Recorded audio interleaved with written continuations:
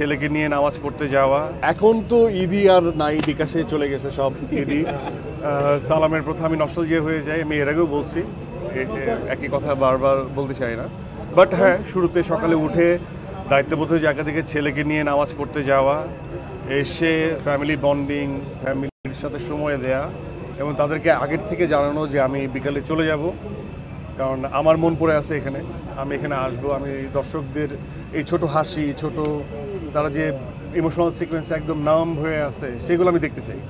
তো লুকিয়ে দেখব, এটাই আমার ঈদ। সো আমার কাছে মনে হয় যে আজকে তো আমি সবচেয়ে বেশি বাচ্চা, এবং এক সপ্তাহ হয়তো এই বাচ্চা মেয়েটা চলবে।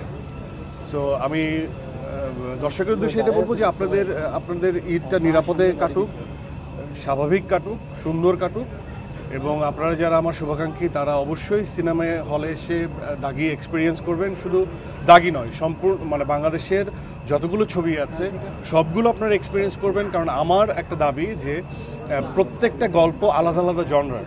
সো আপনারা বোর ফিল করবেন না আমার মনে হয়। সো আপনারা আসুন হলে, হলমুখী হন, তাহলে আমরা যারা নাটক বন্ধ করে বসে আছি তারা একটু বেশি বেশি কাজ করতে পারবো, আপনাদেরকে এন্টারটেইন করতে পারবো।